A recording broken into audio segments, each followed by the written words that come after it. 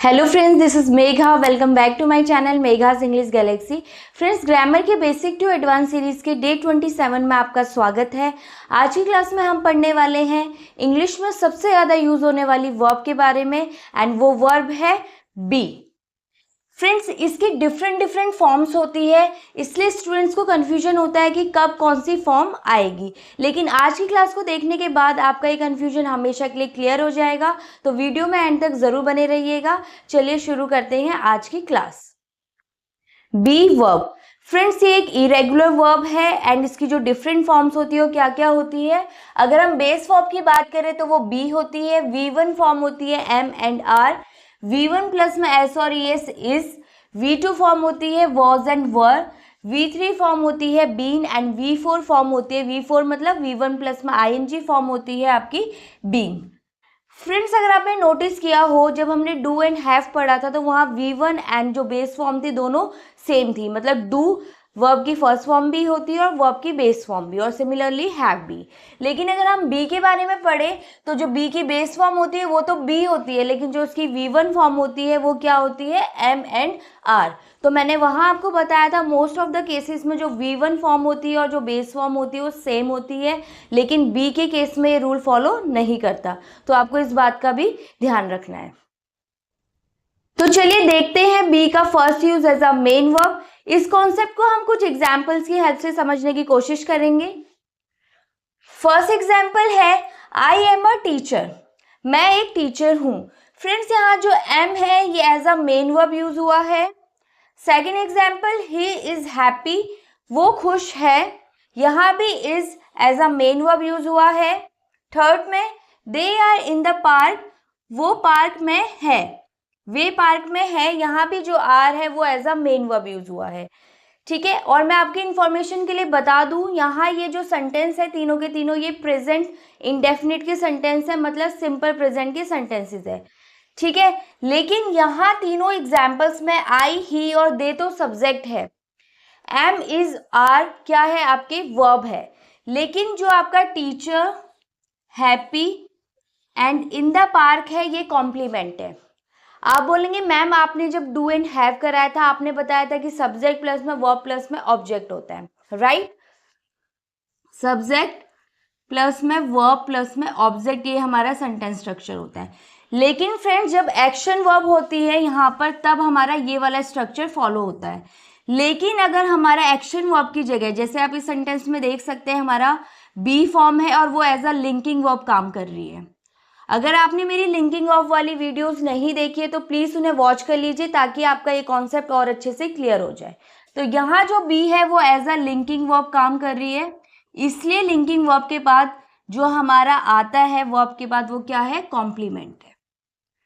ठीक है, तो ये तीनों के तीनों यहाँ पर teacher, happy, in the park, ये क्या है, कॉम्प्लीमेंट है।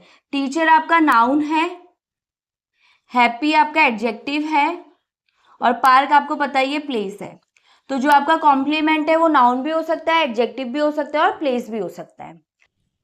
नेक्स्ट एग्जाम्पल है I was at home yesterday, कल मैं घर पर ही था। फ्रेंड्स, यहाँ जो वॉज है वो as a main verb use हुआ है। Next example, we were tired, हम थके हुए थे, यहाँ भी जो वर है वो as a main verb use हुआ है। दोनों के दोनों जो सेंटेंसेस है वो आपके हैं पास्ट इंडेफिनिट के, और मैंने आपको पास्ट इंडेफिनिट का रूल बताया था, सब्जेक्ट प्लस में V2 प्लस में ऑब्जेक्ट। इन दोनों सेंटेंसेस में आपके पास सब्जेक्ट है आई एंड वी, V2 फॉर्म है वॉज एंड वर। अभी मैंने आपको बताया था कि जो बी वर्ब है उसकी V2 फॉर्म क्या होती है, वॉज एंड वर। सब्जेक्ट भी है, V2 फॉर्म भी है। लेकिन इन दोनों सेंटेंसेस में जो आपका एट होम और जो टायर्ड है ये आपका क्या है, कॉम्प्लीमेंट है, ये ऑब्जेक्ट नहीं है। जैसे अभी मैंने आपको सिंपल सेंटेंस में बताया, सिमिलरली वैसे ही अगर आपके पास बी फॉर्म ऑफ वर्ब है और वो एज अ लिंकिंग वर्ब है तो उसके बाद आपका क्या आता है, कॉम्प्लीमेंट आता है। और जब एक्शन वर्ब्स आती है तब आप यूज करते हैं ऑब्जेक्ट। अगर एक्शन वर्ब है तब तो आप उनके बाद यूज करेंगे ऑब्जेक्ट, लेकिन आपकी जो बी है वो क्या है, यहाँ पे लिंकिंग वर्ब है, इसलिए हमें इसके बाद क्या यूज करना होता है, कॉम्प्लीमेंट। ठीक है, तो आपका जो एट होम है ये आपका प्लेस बता रहा है, और जो टायर्ड है वो एडजेक्टिव है, और ये दोनों के दोनों ही क्या है आपके कॉम्प्लीमेंट है, इसलिए इसमें ये वाला जो रूल है स्ट्रक्चर, सेंटेंस स्ट्रक्चर का, ये वाला रूल फॉलो हम करेंगे। नेक्स्ट एग्जाम्पल है she will be here tomorrow, कल वो यहाँ होगी। इस सेंटेंस में जो बी है वो as a main verb use हुआ है। इसी तरह से जो अगला एग्जाम्पल है I shall be ready by 5 PM, मैं 5 बजे तक तैयार हो जाऊंगी, इसमें भी जो बी है वो as a main verb use हुआ है। दोनों ही सेंटेंसेस है आपके फ्यूचर इंडेफिनिट के, और फ्यूचर इंडेफिनिट में जो सिंपल सेंटेंस है उसका रूल क्या होता है, सब्जेक्ट प्लस में हेल्पिंग वर्ब जो कि इसकी होती है विल एंड शैल, प्लस में वर्ब की मेन वर्ब की फर्स्ट फॉर्म, प्लस में ऑब्जेक्ट। तो चलिए देखते हैं इन दोनों सेंटेंसेस में सब्जेक्ट क्या है, शी फर्स्ट वाले में और दूसरे में I, helping verb will and shall, main verb आपकी बी है दोनों में। लेकिन क्या यहाँ जो हियर और रेडी है ये ऑब्जेक्ट है, नहीं, क्योंकि उसी तरह से जैसे अभी मैंने प्रेजेंट एंड पास्ट में बताया आपको, क्योंकि बी फॉर्म ऑफ वर्ब है आपकी, जो आपकी मेन वर्ब है वो क्या है यहाँ बी है, और वो लिंकिंग वर्ब है, इसलिए इसके बाद हमेशा क्या आता है कॉम्प्लीमेंट। क्योंकि जो आपका बी है वो एक लिंकिंग वर्ब है, लिंकिंग वर्ब का काम क्या होता है, सब्जेक्ट को कॉम्प्लीमेंट से लिंक करना, जोड़ना, इसलिए इनके बाद हमेशा क्या आता है कॉम्प्लीमेंट आता है, और जब भी एक्शन वर्ब आती है उनके बाद ऑब्जेक्ट आता है। इसलिए जो यहाँ हेयर है ये आपका प्लेस बता रहा है, प्लेस को शो कर रहा है, और जो रेडी है वो आपका एडजेक्टिव है, और ये दोनों ही क्या है आपके कॉम्प्लीमेंट। नेक्स्ट एग्जाम्पल है यू शुड बी पोलाइट, तुम्हें पोलाइट होना चाहिए, होने का सेंस निकल रहा है, इसलिए ये तो कंफर्म है कि बी वर्ब का यूज होगा, लेकिन बी की भी कौन सी फॉर्म का यूज होगा, बेस फॉर्म का। क्यों, क्योंकि जब भी सेंटेंस में मॉडल्स आते हैं तो मॉडल्स के बाद हमेशा वर्ब की बेस फॉर्म आती है, इस बात का आपको ध्यान रखना है। Next sentence he can be rude sometimes, वो कभी कभी रूड हो सकता है। अगेन यहाँ पर होने का सेंस है और मॉडल का यूज हुआ है, इसलिए हम यूज करेंगे be as a base form. इन दोनों ही सेंटेंसेस में जो बी है वो मेन वर्ब की तरह यूज हुआ है। नेक्स्ट एग्जाम्पल है शी इज बीइंग ऑनेस्ट, मतलब कि वो ऑनेस्ट बन रही है। यहाँ जो बीइंग है ये टेम्पररी बिहेवियर को शो कर रहा है, तो जो बी की आईएनजी फॉर्म होती है बीइंग, इसका यूज हम करते हैं टेम्पररी बिहेवियर को शो करने के लिए। अगले एग्जाम्पल में भी यू आर बीइंग सिली, मतलब कि तुम बेवकूफ़ी कर रहे हो, तो यहाँ भी जो बीइंग है वो क्या शो कर रहा है, टेम्पररी बिहेवियर को, कि तुम अभी बेवकूफ़ी कर रहे हो। इन दोनों ही सेंटेंसेस में फ्रेंड्स जो इज और आर है वो हेल्पिंग वर्ब की तरह यूज हुआ है, तो जब मैं आपको बी का use as a helping verb समझाऊंगी तो वहां मैं आपको ये चीज समझाऊंगी कि इज और आर यहाँ कैसे यूज हुए हैं। अब देखते हैं next example, I have been to Delhi, मतलब कि मैं दिल्ली जा चुका हूँ। तो यहाँ जो हमारा हैव है ये तो हेल्पिंग वर्ब है, और जो बीन है वो मेन वर्ब की तरह यूज हुआ है। इन दोनों सेंटेंसेस में भी जो बीइंग है वो मेन वर्ब की तरह ही यूज हुआ है। लास्ट एग्जाम्पल है she has been sick for days, वो कई दिनों से बीमार है। तो यहाँ भी हमारा जो बीन है वो किस सेंस में यूज हुआ है, मेन वर्ब की तरह यूज हुआ है। जो हैज है वो आपका क्या है, दोनों ही हेल्पिंग वर्ब है। फ्रेंड्स जो बी का नेक्स्ट यूज है वो भी एज अ मेन वर्ब ही है, लेकिन present imaginary situation and past imaginary situation में बी जो वर्ब है वो कैसे मेन वर्ब की तरह यूज होती है वो हम यहाँ पे देखेंगे।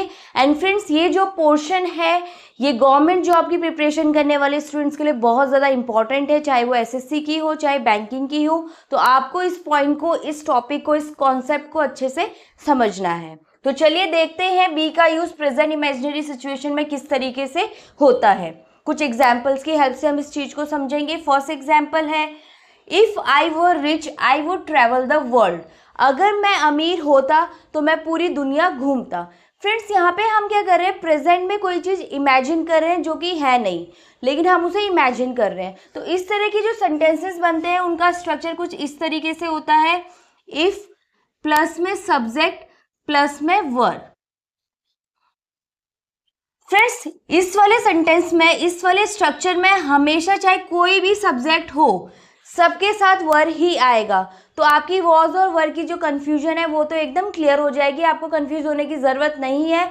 चाहे ही हो, शी हो, नेम हो, इट हो, कुछ भी हो, ठीक है, आपको वर ही यूज़ करना है। जैसे कि इफ़ सब्जेक्ट क्या है? I. If I were rich I would travel the world. लेकिन नेक्स्ट सेंटेंस में इफ शी वर, शी के साथ वैसे तो वॉज आता है, लेकिन फिर भी हमने यहाँ पे वर का यूज किया क्योंकि हम इमेजिन कर रहे हैं प्रेजेंट में। इफ शी वर हेयर, अगर वो यहाँ होती, वी वुड बी हैप्पी, हम खुश होते। तो आपको इस स्ट्रक्चर पे ध्यान देना है, इफ प्लस में सब्जेक्ट प्लस में वर। लास्ट एग्जाम्पल है इसका, I wish he were in my shoes, काश वो मेरी जगह होता। इन माई शूज का मतलब होता है कि मेरी जगह होना, और यहाँ भी ही का यूज हुआ है एज अ सब्जेक्ट और हमने यूज किया वर। और इसी स्ट्रक्चर में आप इफ की जगह आई विश, वुड डैट, इसका भी यूज कर सकते हैं। इफ का मतलब होता है अगर ऐसा होता, अगर का सेंस देगा क्योंकि इफ का मतलब होता है अगर, लेकिन आई विश और वुड डैट का मतलब होता है काश। ठीक है, तो आई विश, उसके बाद सब्जेक्ट आई विश ही, और उसके बाद वर। तो आप इफ की जगह इन दोनों का भी यूज कर सकते हैं, आई विश और वुड डैट का। ठीक है, आई विश प्लस में सब्जेक्ट प्लस में वर। तो I wish he were in my shoes, काश वो मेरी जगह होता। सो फ्रेंड्स, इस तरह से हमने प्रेजेंट इमेजिनरी सिचुएशन में बी वर्ब का किस तरीके से यूज होता है वो देखा। अब हम देखेंगे पास्ट इमेजिनरी सिचुएशन में हम बी वर्ब का किस तरह से यूज करते हैं, कुछ एग्जांपल्स की हेल्प से। First, if I had studied I would have pass the exam, अगर मैंने पढ़ाई की होती तो मैंने एग्जाम पास कर लिया होता। तो जो पास्ट इमेजिनरी सिचुएशन होता है उसमें हम क्या करते हैं, उसमें हम इमेजिन करते हैं कि मैंने पास्ट में अगर ऐसा किया होता तो उसका नतीजा ऐसा होता, उसका रिजल्ट ऐसा निकलता। लेकिन अब हम कुछ नहीं कर सकते। इसका जो सेंटेंस स्ट्रक्चर होता है वो कैसे बनता है, इफ प्लस में सब्जेक्ट प्लस में हैड और उसके साथ वर्ब की थर्ड फॉर्म, और जो अगला पार्ट होता है उसमें हमारा आता है वुड हैव प्लस में वर्ब की थर्ड फॉर्म। जैसे कि इफ आई सब्जेक्ट है, हैड और मेन वर्ब आपकी स्टडी है तो उसकी थर्ड फॉर्म स्टडीड। उसके बाद जो नेक्स्ट पार्ट है उसमें हमने क्या यूज किया, आई के साथ वुड हैव और वर्ब की थर्ड फॉर्म का। Second example, if she had been here yesterday we would have met her, अगर कल वो यहाँ होती तो हम उससे मिलते। तो पास्ट में अगर ऐसा हुआ होता तो ऐसा होता। इस सेंटेंस में इफ सब्जेक्ट है हमारा शी, हैड और मेन वर्ब की थर्ड फॉर्म जो कि है यहाँ बी। बी यहाँ मेन वर्ब है क्योंकि होने का सेंस है कि अगर कल वो यहाँ होती, इसलिए हम इस तरीके से बी वर्ब का यूज कर सकते हैं पास्ट इमेजिनरी सिचुएशन में। ठीक है, तो if she had been here yesterday we would have met her, अगर वो कल यहाँ होती तो हम उससे मिलते। Last example, I wish I had been more careful, काश मैं और सावधान रहा होता। तो फ्रेंड्स, इसमें भी यही सेम स्ट्रक्चर फॉलो होगा, बस हम क्या कर सकते हैं, इफ की जगह हम आई विश और वुड डैट, जैसे अभी मैंने आपको ऊपर बताया था प्रेजेंट इमेजिनरी सिचुएशन में, वैसे ही सेम पास्ट में भी कर सकते हैं। अगर काश का सेंस निकले तो, यहाँ तो अगर का सेंस निकल रहा था तब तो हमें इफ ही यूज करना है। अगर काश का सेंस निकले तो आप यूज कर सकते हैं आई विश और वुड डैट, बाकी जो सेंटेंस स्ट्रक्चर है वो सेम रहेगा। तो इस वाले सेंटेंस में आई विश, उसके बाद सब्जेक्ट है आई, हैड, वर्ब की थर्ड फॉर्म यूज हुई है आपकी बीन, उसके बाद more careful. I wish I had been more careful, काश मैं और सावधान रहा होता। सो फ्रेंड्स, इस तरह से आज की क्लास में हमने बी वर्ब का use as a main verb देखा। नेक्स्ट क्लास में हम देखेंगे बी वर्ब का use as a helping verb. अगर आपको आज की क्लास पसंद आई हो तो उसे लाइक एंड शेयर करना ना भूलें, और अगर आपने मेरे चैनल को सब्सक्राइब नहीं किया है तो उसे सब्सक्राइब कर लीजिए। Thanks for watching.